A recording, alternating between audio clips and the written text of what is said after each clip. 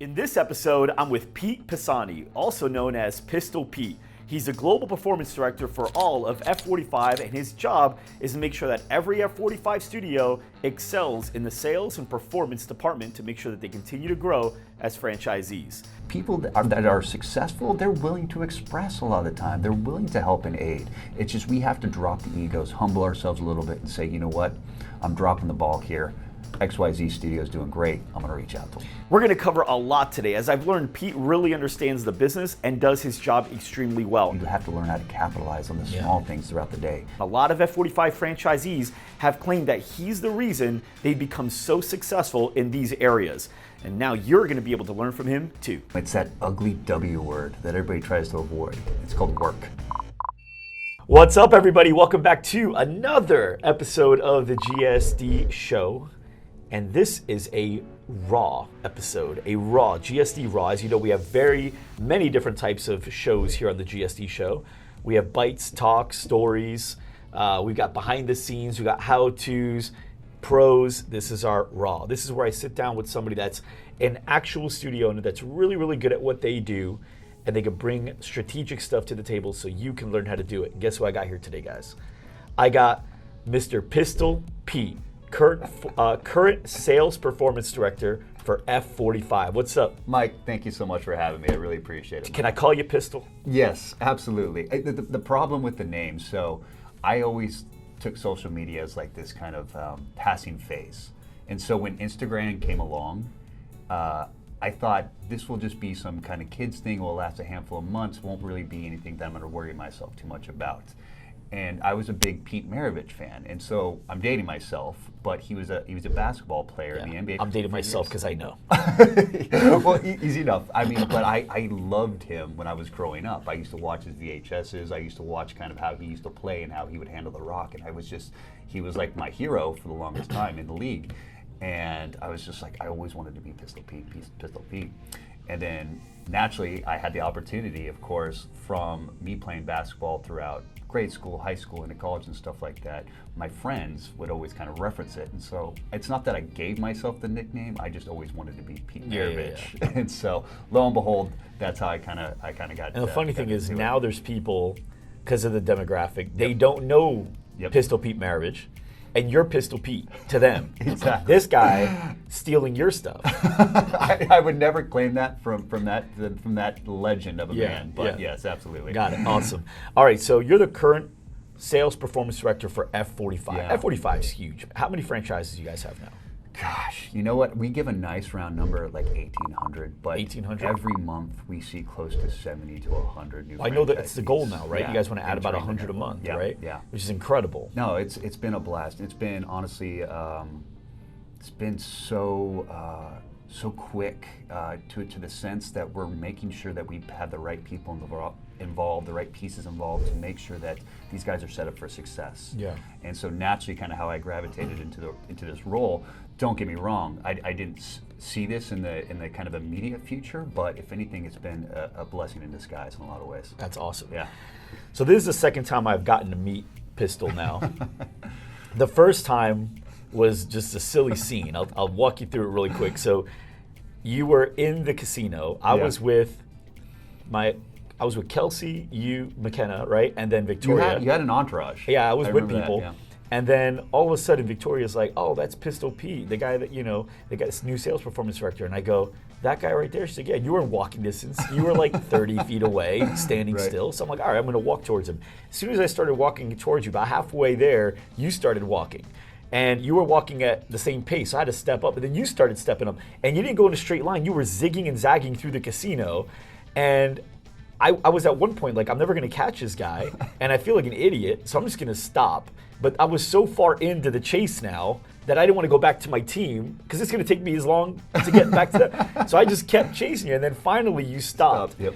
So what were you doing, man? Oh my! So the thing is, you caught me. You probably watched me meander in and out of those tables or the games right there on the casino floor for probably a good 5 minutes. As I was on my way out, I was literally about to jump on a plane to a family vacation, and I was just getting out of the chaos that was, Vegas at the time. Mm-hmm. And knowing me, Vegas was my hometown. and I always claim Vegas as my hometown. I grew up there. I had a blast living there and everything like that. But when I got to the adult age and knowing how difficult and challenging it can be to live in that city, especially with someone who likes to play some table games every so often. I was literally looking at him and I was just like, oh my gosh, do I lose the rest of my money or do I take this money on vacation? And I was literally playing that game with myself, having that conversation. Like, and I got a whole different game. I've got right. I'm glad you finally stopped. I did. Yeah. So I was able to catch up and meet you, and then I'm super glad you're able to come into the office now. I hear you're doing a hell of a job. So how did you get into this position? What were you doing that was so right or so great at F45 that got Adam, right, main guy, to come down and talk to you and say, here's what I want you to do now? Yeah, you know what? I think it was a mixture of timing, but also the experience I had already within some of our studios. I started off actually as a head coach out of our Venice location, working directly with my team over there. And the transition from head coach into the athletics department was a really big leap for me. I really appreciated that move just because it gave me the opportunity to not only express what I know as far as when it comes to fitness and my passion for the industry, but also coach and educate trainers, educate owners, potential franchisees, aiding in that process to see their success along the way. And so naturally, sometimes that goes hand in hand with the sales process. Now, being direct salesman, being someone who's grinding on a phone for hours on end, that's not me. I'm not going to claim that's me because it's not. I'm the experience provider. I'm the coach. I'm the trainer, right? And so what the emphasis is moving forward with F45 is to create the most incredible experience for our members. If that will happen directly, if that can happen within your studio, sales will come. So naturally, if we have that paired with a passionate trainer, paired with a good marketing protocol, the sales are naturally going to kind of roll in. And so that's why they said, we're going to place the focus there, and you would be a great advocate as far as developing that team. So I 100% agree with a great experience sells. I mean, Right. At Loud Rumor, we focus on that. If somebody walks in our door, like, we want to make them feel like $1 million. We want to make them feel like the most important person in the room, right? And, I know how great it is. And even at GSDCon, at our event, it was all about the experience. Yeah.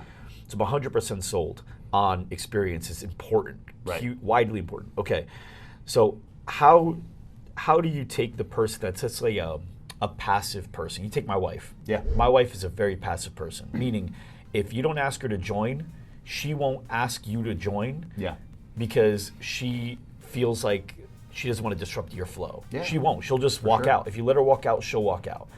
So there is great experience, but there has to be some sales involved. So how do you combine the two? Yeah, no, and so that's a great point. As much as we can focus on that grander picture, of course, of creating the experience, I come from a team sport environment, and I think it's related into naturally things I do with my team.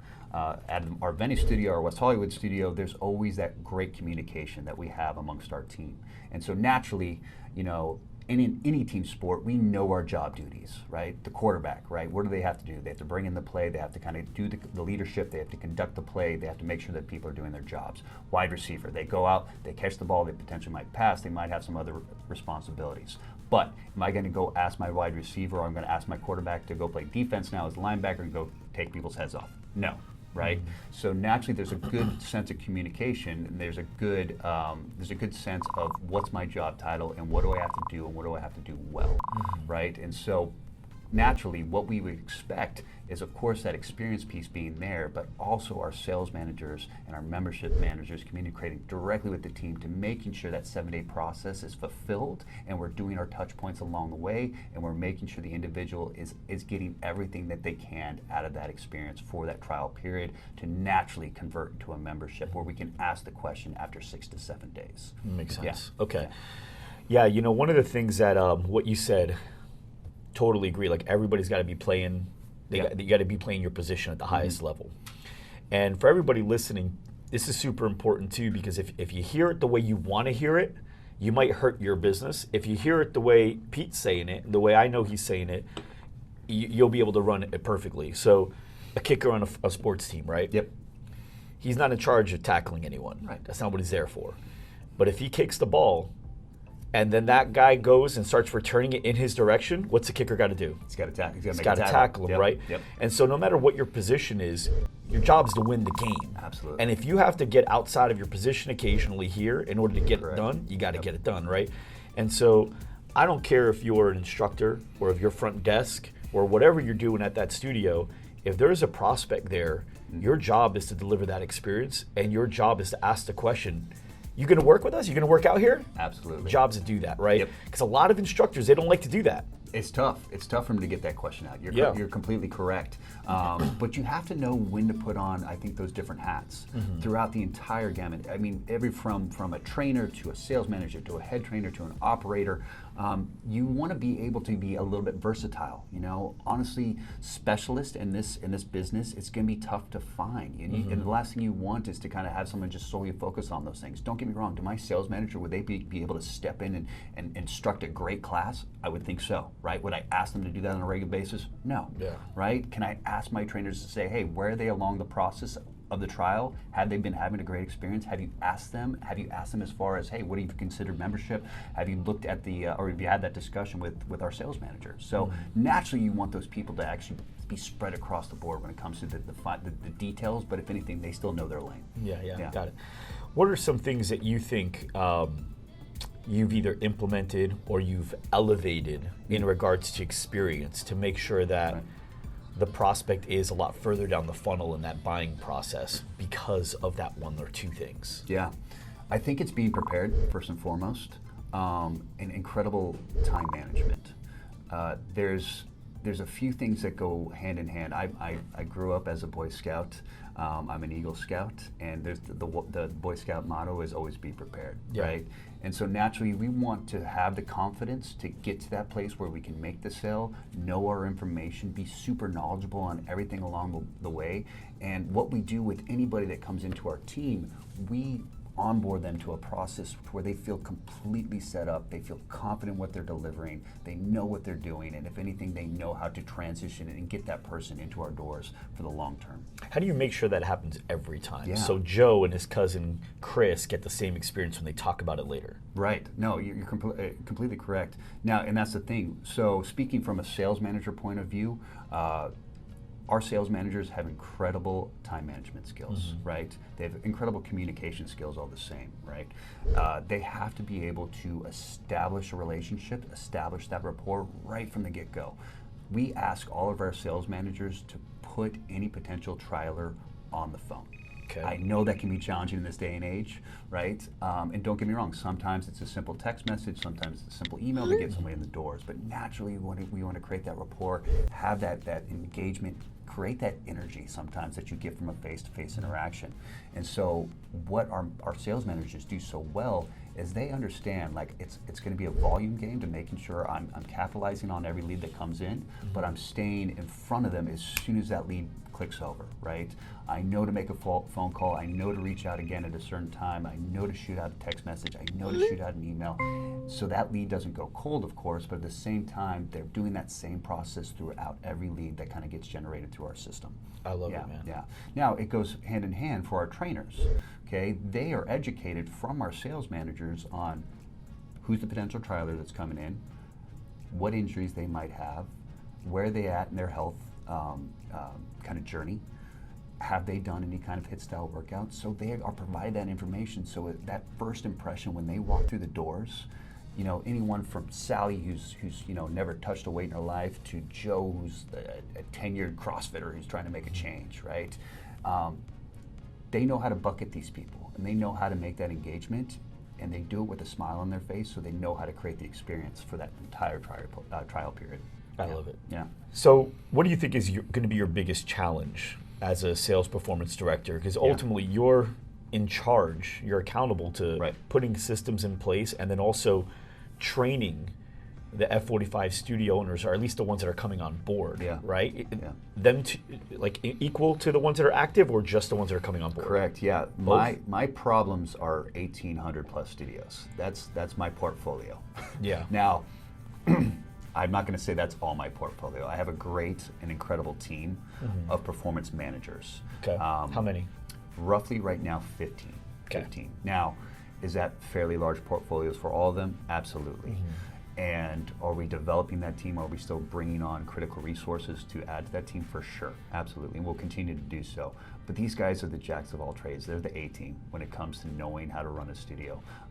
My job is incredibly easy because of them. I solely rely on these guys to kick butt every day and do a great job consulting with anybody who's pre-existing within our network, but also the individuals that are coming online for the first time.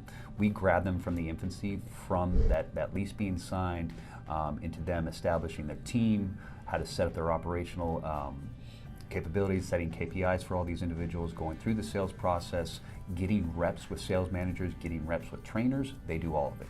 Right, and we want to make sure we continue to provide that support to all of our network, all of our owners out there. I love that you said getting reps in, because that's what we say here all the time. It's, people say, oh, it comes with time. It comes with reps. Yeah. You can race to goal or you can pace to goal. You can do 100 reps in a day. You can do 100 reps in a year. It just depends. And actually, 100 reps in a day is much better than 100 in a year. Not just because it takes longer, but also the quality of those reps. Doing it in a day, it's so strong, right? Yeah. So. You got two studios, right? Let's say you got two studios. This studio here, they go, okay, this is all the stuff that Pistol's telling us to do, right? Here's all the strategies. Here's the way we should do it. Guys, here's what we should do. Let's every day just do a sales huddle, 15 minutes, just every day. And let's just role play. Okay, what do we do when the person says, I need to think about it? What do we do when the person says, it seems a little expensive? What do we do when the person says, I need to talk to my wife, right? And they role play, and they got all your rebuttals, they've got the objections. So, okay, Chris, what should we say? It's too expensive. And Chris comes back, says it, oh, no, that's wrong. Jane, what do we say? And she says, yes, that's right. Okay, Chris, what did she say?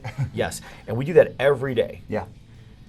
And then you get this studio that doesn't do any training, or very little, the bare minimum, right? They show them when they first get in, and that's it. They think training's a project, not a process, right? At the end of the year, if they each got the same amount of opportunities, what's the difference at the end result over the course of 1 year between Studio A that trains their people every day versus Studio B that does it rarely?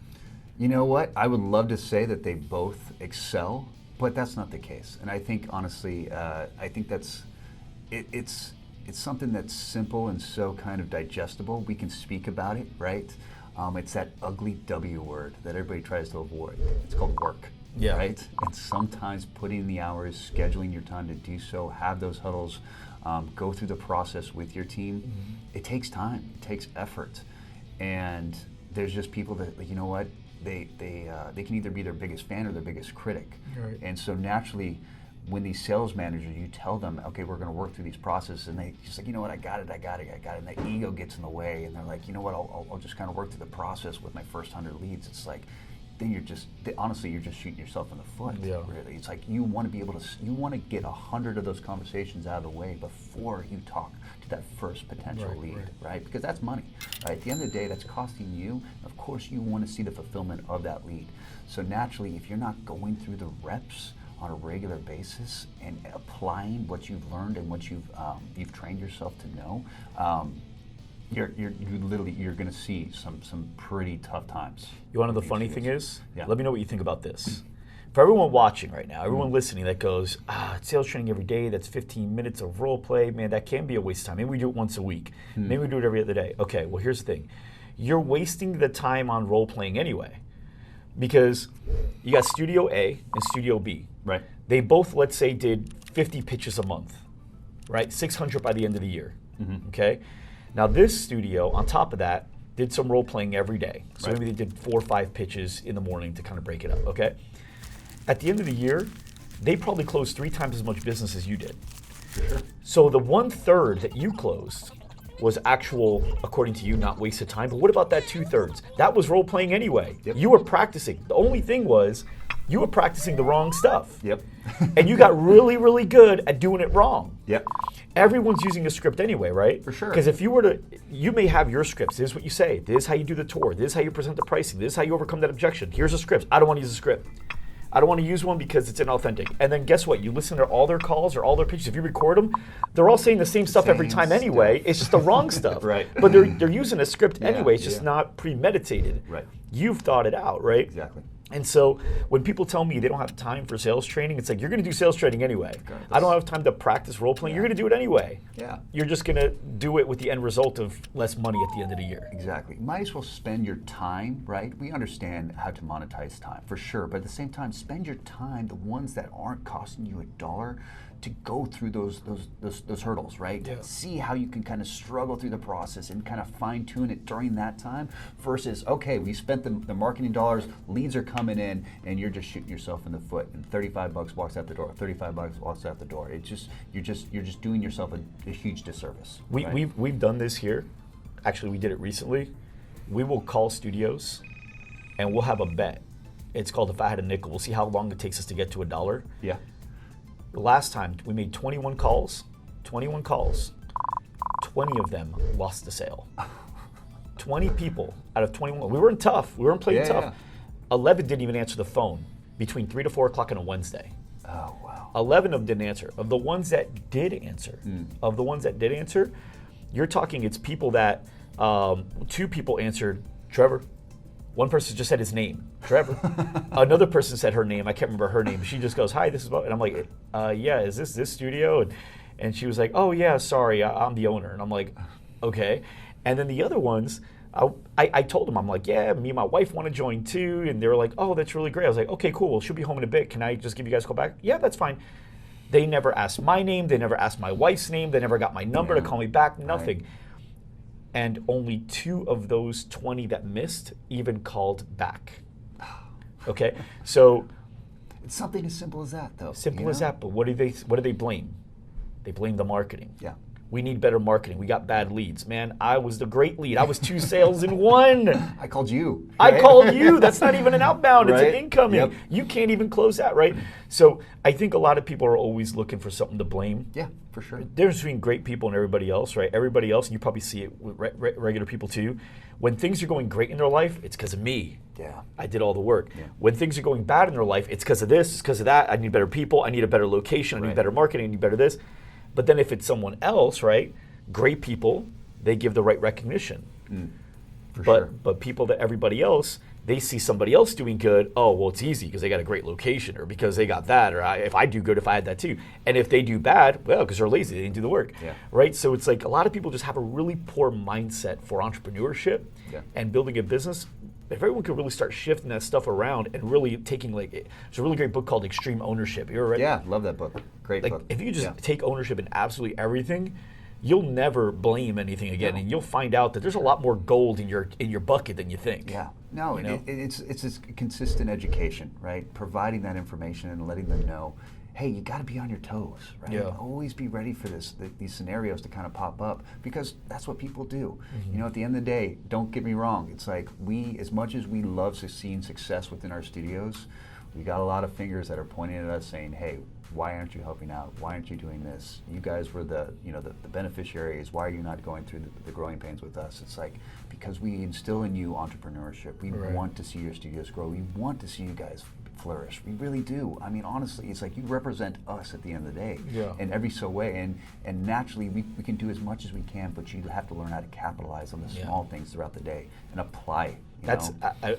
57 franchises I work with in the fitness studio industry, and I'll tell you right now, the number one headache for franchisors, people at corporate, is the franchisees that can't take accountability and always want more from the franchisor. Always want more. And it's unreasonable requests. Some are reasonable, but most of them are pretty damn unreasonable. Yeah, and don't get me wrong. I mean, we love our network. We really do. Honestly, we have incredible owners. We have incredible entrepreneurs that are really kicking butt, and they're seeing the revenue just pile in. It's great. It's the one-offs, right? It's the ones that the rare birds. Yeah. But I mean, that's the thing. We try our best to continue to educate, because we don't want anybody left behind. We really don't. Yeah. Well, that's good. The thing is, most people, if you give them a chance, if they give themselves a chance, you can turn around. Yeah. You just got to, number one, put yourself around the right people. Exactly. You put yourself around finger pointers, you're going to be a finger pointer. And if everyone justifies the fingers that you're pointing, then you're going to feel like you're right. But if you start hanging around with, you have. I've met some really, really great franchisees in your industry, in your franchise, really great ones. if those people can almost act as, if I'm a franchisee that is not getting what I need, I'm looking for those guys. Like, where are you going next? Can I come down? Can I buy a plane ticket and just hang out with you for a day? Can I just learn from you? That's probably the coolest part about my job is the opportunity, of course, to get in front of a lot of these franchisees and learn from them. Honestly, as much as I think I can say I know everything when it comes to running a successful studio, no, absolutely not. These guys have taught me so much. And honestly, my short time in with this company, it's been incredible. But as far as the capabilities of any other network manager or any other kind of franchise owner, they have that outreach. This is our family. They can reach out to these guys. These aren't competition. These are the individuals that are going to help us grow and help us achieve what we want. Because naturally, yes, those guys are doing well. Reach out to them. Ask the questions, right? Because honestly, people that are successful, they're willing to express a lot of the time. They're willing to help and aid. It's just we have to drop the egos, humble ourselves a little bit, and say, you know what, I'm dropping the ball here. XYZ Studio is doing great. I'm going to reach out to them. Give me an example of something you learned from a studio owner that you were just like, that was really good. Yeah. I don't know how I did that. That's really good. Like, what's an example of something? Gosh, there's so many good ones. Probably one of my favorites. And you could drop a name since we're giving good credit. Right? Well, you know what? It was a number of New Zealand studios when we had the opportunity to be out there.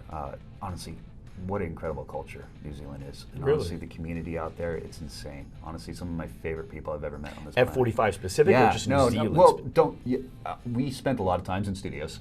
Yeah. And so naturally, we saw it kind of hand in hand bleed out, and of course, to naturally outside of the industry, outside of F45, and just good people, just salt of the earth kind of people, you know?